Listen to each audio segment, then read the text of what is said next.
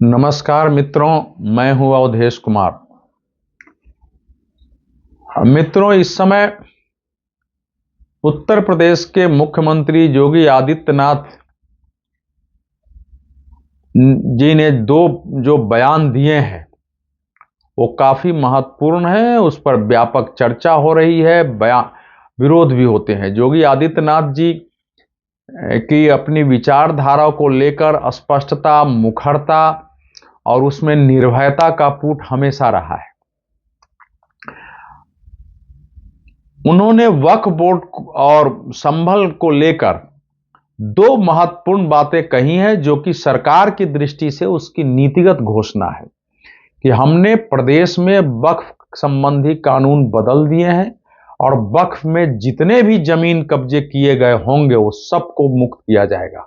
उसी प्रकार से कहा है कि संभल में जो भी दंगे हुए उनकी फाइलें खुलेंगी, दोषियों को सजा होगी।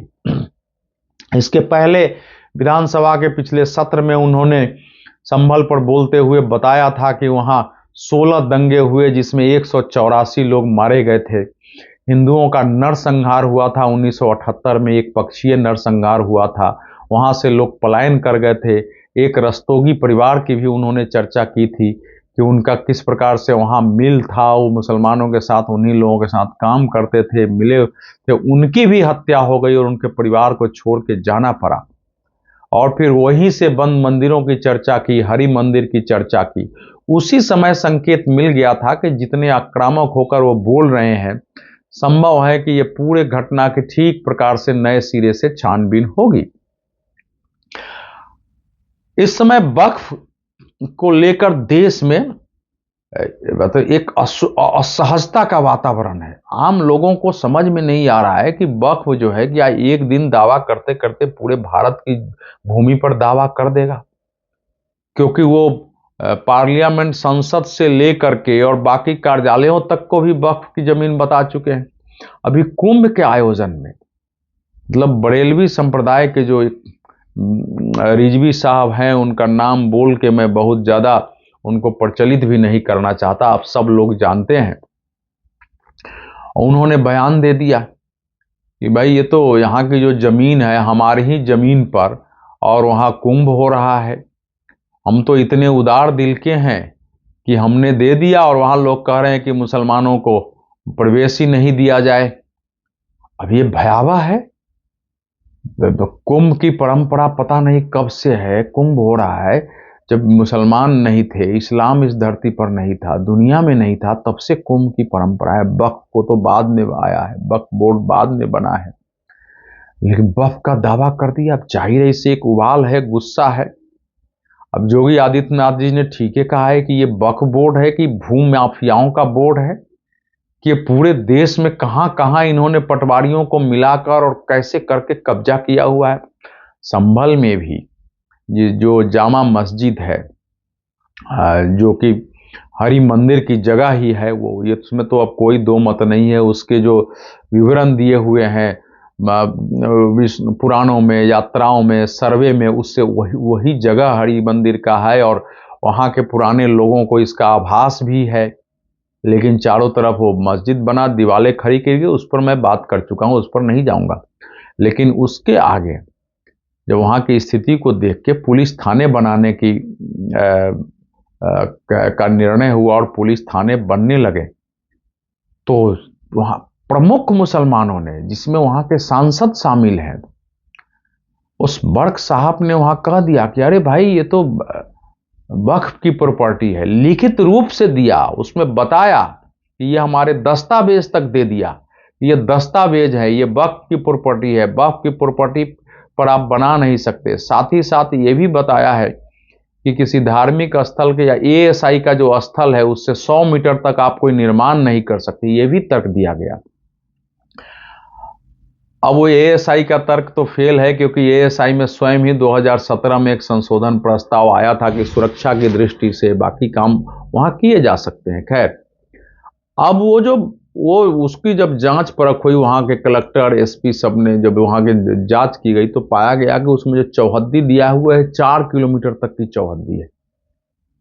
1929 का एक दस्तावेज है और 4 किलोमीटर तक की चौहद्दी है, जिसमें पूरा संभल शहर और अनेक गांव आ जाएंगे। अब ये कहाँ से बनी है, कैसे बनी है?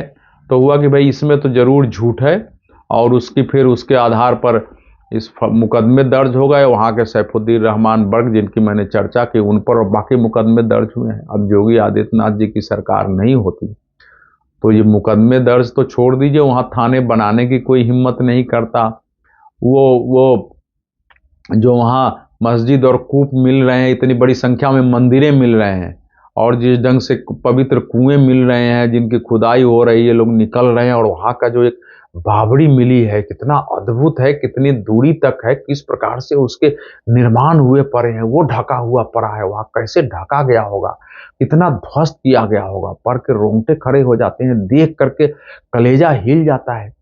ये हमारे यहाँ के महत्वपूर्ण निर्माणों को, स्थलों को, जो लोगों के लिए केवल प्रेरणा के केंद्र नहीं थे, उनके जीवन के केंद्र रहे होंगे, जहां लोग श्रद्धा पूर्वक ही नहीं जाते थे, जीवन यापन के लिए भी जाते थे, उनके सुख सुविधाओं का था, उनके स्नान के, पीने के लिए, पूजा पाठ करने के लिए सबके पानी आराम की जगह उपलब्ध थी।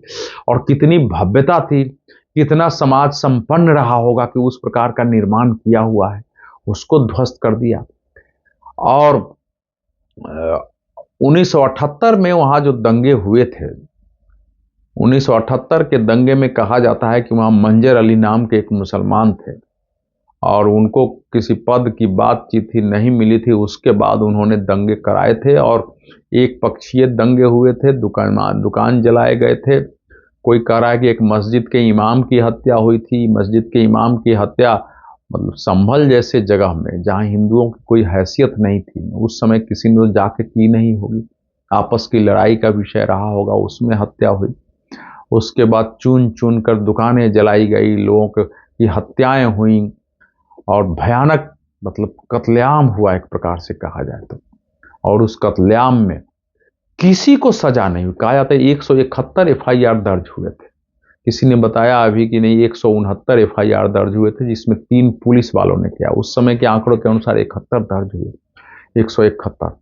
अब उसका किसी को कोई सजा नहीं हुई। लोग वहां से घर छोड़कर चले गए, जो करोड़पति थे, बल्कि आज की दृष्टि से देखा है तो अरबपति लोग थे, और सब चले गए। लेकिन जब योगी आदित्यनाथ जी ने बयान दिया है तो ये मान के चलना चाहिए, जिस प्रकार से वहां काम हो रहे हैं कि भाई वहां दंगों की फाइल खुलने का, विधानसभा में एक विधायक ने, भाजपा के एक विधायक ने दंगों की नए सिरे से जांच की मांग की थी, और वहां के सचिव, मुख्य सचिव गृह तथा जो मानवाधिकार के एसपी हैं, उनका पत्र वहां के एसपी को गया है। एसपी ने कलेक्टर को लिखा है कि हमसे जांच में सहयोग करने को कहा गया है। तो अब लगता है कि वो बंद, जैसे मैंने पहले भी कहा था, टेलीविजन पर भी कहा था, और अलग यूट्यूब चैनल पर भी बोला था कि ये न्याय ऐसे नहीं होगा। न्याय तभी होगा जब उस समय के बंद मुकदमों की फाइलें खुले, जो दोषी आज तक हैं उनको सजा हो, जो वहां से पलायन करने को विवश हुए उनको वापस लौटने का उनमें साहस पैदा होगा। जिन घरों पर ताले पड़े हैं वो घर से ताले खुलें, लोग निर्भयता पूर्वक रहें, और जो मंदिर 78 या थोड़े उसके पहले या उसके बाद 93-94 तक कब्जे किए गए या उसके बाद कब्जे किए गए लोगों को निकाला गया, वो सब मुक्त हों, तभी जाकर के न्याय होगा। और मुझे लगता है कि अगर जांच शुरू हुई है, और जिस प्रकार से उस क्षेत्र के, क्योंकि संभल को त्रिभुजाकार माना गया था, चीज निकल के आ रही है, खोजबीन हो रहे हैं, लोगों में भी उत्साह है, और सरकार की घोषणा है, और मुख्यमंत्री आदित्यनाथ जी की प्रतिबद्धता है, उससे लगता है कि निश्चित रूप से अब न्याय होगा। जिनकी आंखों में हमने टपकते हुए आंसू देखे हैं, जो लोग वहां से दूसरी जगह चले गए, वो बता रहे हैं किस स्थिति में हमें घर छोड़ना पड़ा, और जो महलों में रहते थे वो किराए के घर में रहने को विवश हो गए थे। जिनकी बड़े बड़े व्यवसाय थे वो छोटे छोटे काम करके जीने को मजबूर हो गए थे। ऐसे लोग अब उन्होंने अपनी मेहनत से कुछ स्थान बनाया है। उन लोगों, घर के महिलाओं के, पुरुषों के जिस प्रकार से बयान आ रहे हैं, किसी को भी द्रवित कर सकता है। और दूसरी ओर देखिए कि वहाँ के जो सांसद हैं वो वक्फ का दावा कर रहे हैं। वहाँ के लोग बता रहे हैं कि भैया हमने तो रोका नहीं था किसी को पूजा करने से, आपने रोका नहीं था तो उस मोहल्ले से हिंदू चले क्यों गए? क्या मजबूरी हो गई? वो मंदिर बंद कैसे हो? क्या किसी हिंदू ने जाके बंद कराई थी कि हमको यहाँ पूजा पाठ नहीं करना है? वक्फ की जमीन का आज अगर कहा जा रहा है तो पहले भी ये दावा किया गया, कहा गया होगा कि ये वक्फ की जमीन है, आप यहाँ नहीं रह सकते हैं। और सरकार चूंकि अनुकूल नहीं होती है तो वक्फ की चलती है। वक्फ का कानून हमारे देश की सरकारों ने ऐसा बना दिया हुआ है कि वक्फ वाले कहीं भी दावा कर दें और आपको साबित करना है कि ये वक्फ की हमारी प्रॉपर्टी नहीं है, आपको उनके न्यायाधिकरण जाना है, उसके विरुद्ध आप न्यायालय जा सकते हैं, लेकिन आपको जाना है, उनको नहीं। वो तो केवल तर्क देंगे कि हमारा है।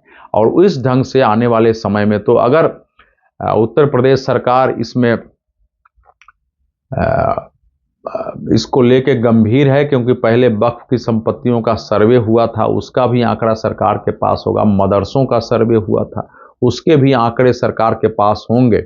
और एक साथ अगर ये होता है तो यह भारत के लिए बहुत बड़ी बात होगी कि हम न भूलें कि भारत के विभाजन का, पाकिस्तान बनने का मुख्य जो आंदोलन था वो उत्तर प्रदेश में ही था, वहीं से चीजें निकली थी।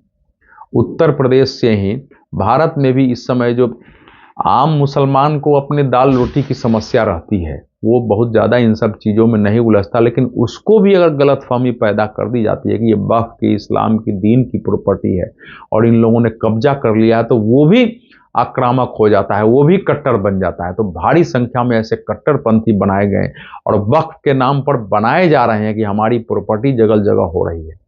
दूसरी ओर पुराने पुराने गांवों पर जो दावे किए जा रहे हैं, लखनऊ की तो एक मंदिर पर दावा कर दिया गया, चारों तरफ किए जा रहे हैं, उससे दूसरे पक्ष में गुस्सा है। लेकिन बाकी जो सनातनी समाज है, हिंदू समाज है, वो कभी उसके लिए लड़ने नहीं आता है, वो सरकारों पर निर्भर रहता है।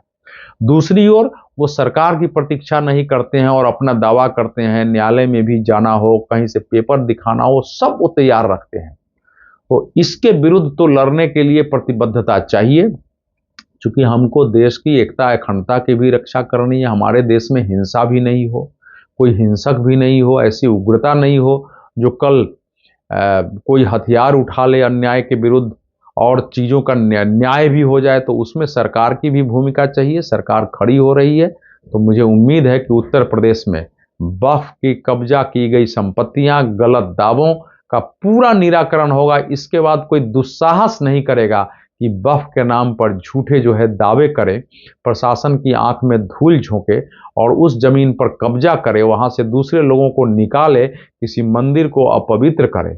ये नहीं होगा। और एक बार दंगों की फाइल वहां की खुली है तो हो सकता है दूसरे दूसरे दंगों में भी जहां भी ऐसा हुआ हो उनकी भी फाइलें खुलेंगी।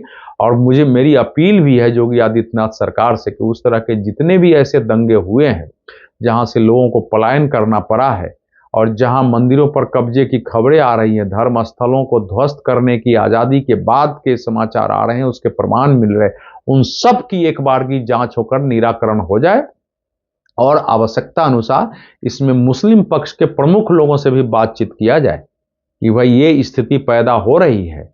और जो लोग भी इसके विरुद्ध गलत बयान देते हैं, जिनके बयान से देश में विभाजनकारी स्थिति पैदा होती है, झूठ फैलता है, सांप्रदायिकता फैलता है, उनके विरुद्ध भी सरकार कठोरता से कार्रवाई करे, उनके विरुद्ध एफआईआर दर्ज हो, ताकि दूसरे लोग इस प्रकार से बोलने का साहस नहीं करें।